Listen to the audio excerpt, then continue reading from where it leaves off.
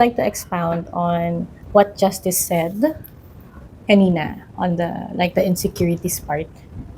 That was her issue when she was still young. I know she was still young, but like when she was a kid.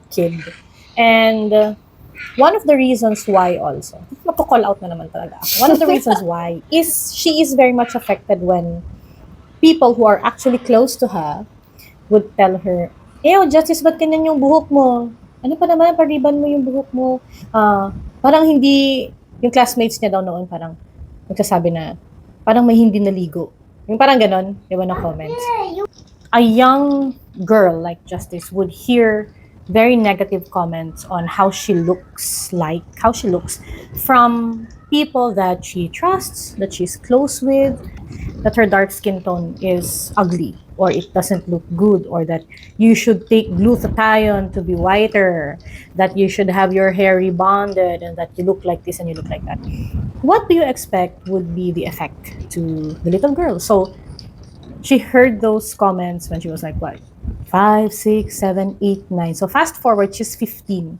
And she is still very insecure. You hear those things inside your own environment. So it's not healthy at all to be pointing out things about how someone looks like, the physical appearance of a person. It is not at all kind because it has a very long-term effect.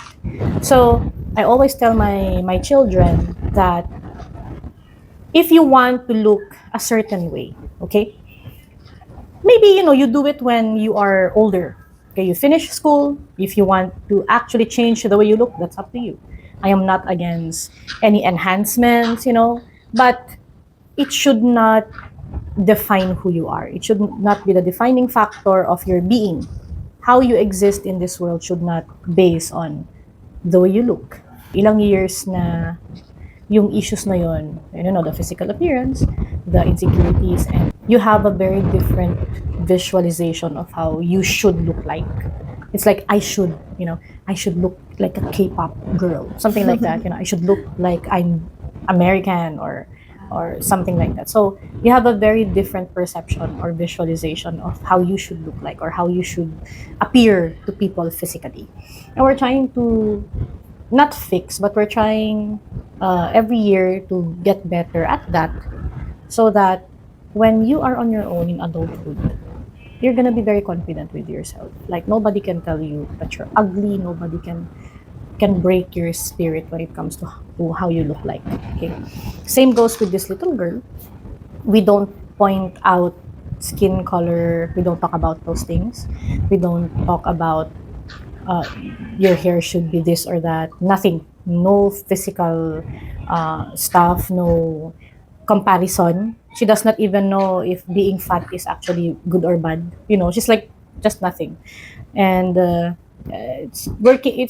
It's good so far. And also in this household, kasi we do not call each other ugly. We do not mock each other. And when our jokes here are very wholesome, we don't point out physical appearances of people, even people around us, our friends. Like hindi kami what do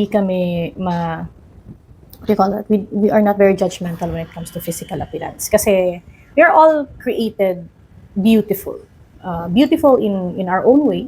Physical beauty is always subjective. So you will find it surprising na other countries, di ba? Other continents, their beauty standards are so different. It's different. Yeah.